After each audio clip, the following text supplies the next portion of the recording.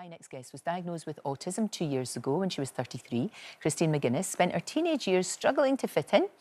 She was able to mask her symptoms before finally getting the help that she needed. She's now backing a new campaign to highlight why women and girls with autism are being diagnosed so much later in life. She joins me now, along with Dr Amir, who is in Bradford at his surgery. Christine, diagnosed just a couple of years ago. That must have been life-changing when you actually knew what was wrong. Yeah, it was. Yeah. It was a huge relief. It answered a lot of questions for me. And since then, slowly, I'm understanding myself a lot more, and it's been so much better. Life's better. I'm pushing myself that bit more than ever. And the thing about you is, you were able, like so many girls and young women, you were able to mask the symptoms. And because you were doing that, you just thought everybody was the same. That's what everybody did. Yeah, I didn't realise that everyone doesn't talk to themselves all day like I do, or practice conversations. Yeah, because you would rehearse conversations and before you would talk to people, you'd do that. But of course, for you, that's absolutely normal. So why wouldn't you think that everyone else is like that, I guess? I just think you've got to prepare. But no, apparently people just have, like, really casual conversations. Like this, I'm fine with because I know what I'm talking about. Exactly. But if you went off to talk about something else, I would stop and pause, and it'd just take me a bit longer to process it. Right. Try and deliver an answer that I think is right. Yeah. Then I'd go away and think about it for 3 weeks. but it does mean, though, that girls and women are better at masking, at fitting in. Yeah. Which, on one level, it shows extraordinary intelligence. But on another level, of course, it means that you don't get diagnosed, because sometimes the doctors are not asking the right questions. Yeah, women and girls are 3 times less likely to get a diagnosis, and it is because they do tend to hide it. And boys do too, but it's just the majority of autistic girls seem to just fit in. They won't show exactly how they're feeling and what they're thinking, and maybe won't say it. And yeah, a lot of the time they'll be diagnosed with other things or just told that the hormonal or the shy, or maybe they're just fussy eaters. There's lots of things that it's kind of swayed towards other than actually being diagnosed as autistic. Well, Amir, this is why what Christine's doing is so important, isn't it? Because it's highlighting something, bringing it to the attention of doctors. And like I say, they've got to ask the right questions as well to get a diagnosis. Yeah, absolutely. Morning, and thank you, Christine, for talking about this. We know that a lot of the tests and screening tools that we use to diagnose autism were developed on boys and the symptoms that boys present with, the typical symptoms that people associate with autistic spectrum disorder. And some research, not all, but some research shows that girls are better at internalising those typical features of repetitive behaviour, social communication issues and sensory issues. And they may present with things like anxiety, low mood, depression, being withdrawn, that people put down to just being girls, or they like to be on their own. They're a bit quieter than boys. They're not boisterous like boys are. And that is why particularly when parents present with their young girls and children with symptoms like that, we have to ask about whether this might be autism. And this is why it's so important to highlight this.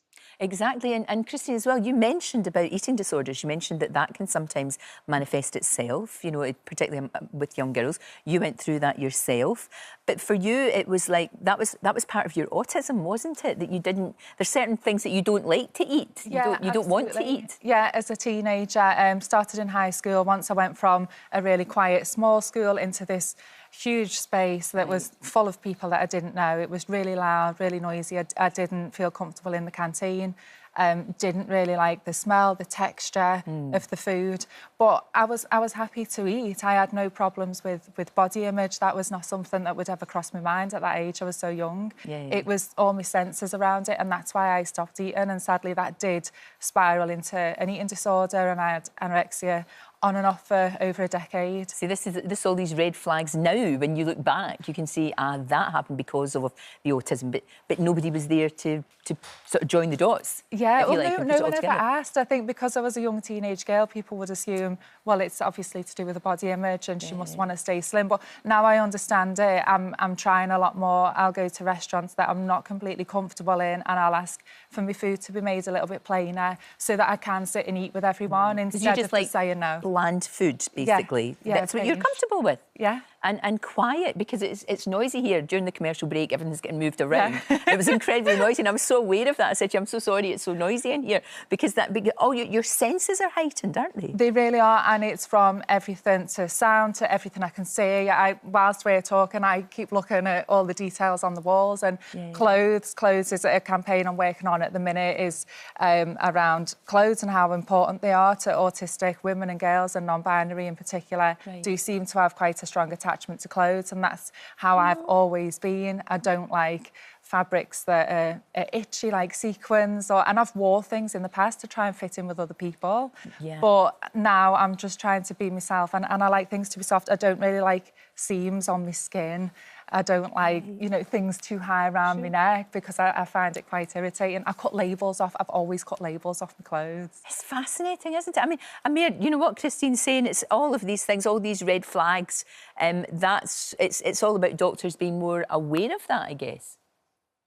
Yeah, absolutely. I think we're learning more and more about autistic spectrum disorder, the way it can present in different ways in all genders. And it's important that we then ask those questions and don't kind of, as Christine said, you know, this is an eating disorder, or this is depression or anxiety, or this is a behavioural issue.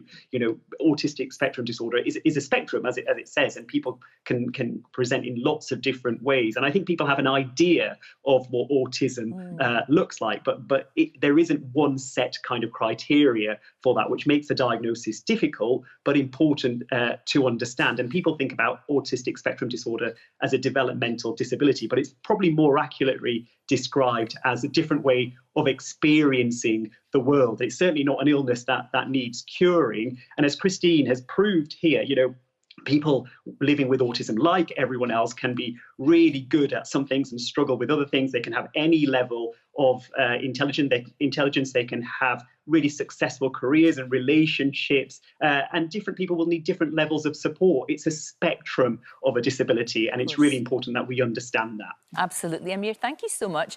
And Christine, I know that you've got 3 children who've got autism, diagnosed very early, which is fantastic, and you're co-parenting just now with Paddy, making that work, because that's really important for the kids. They need that stability, don't they? Yeah, of course. We want to keep things the same as much as possible for the children. I don't want anything to affect them. And, you know, we are family, and we'll always be family no matter what. And, yeah, we're living in a nice, happy home. Of course, and you having the experience that you have will make it easier for you to, you know, help your children as well. Yeah, to find their place. I fully understand that slow changes are more suitable for me and the children. Absolutely. Christine, thank you. So much more to talk to you about. If people want to know more, Christine's documentary, it's on the BBC iPlayer just now. It's absolutely brilliant. It really is. It just answers all questions you may have, and it's so enlightening. I think every single doctor as well. Dr Amir knows things. He knows everything. Yeah. But every single doctor should watch that. And it will actually change. I've had a lot of doctors contact me saying thank you for teaching us something, Christine, which I can't believe. I bet you have. Thank you so much for coming in. Thank you for having me. Really appreciate it.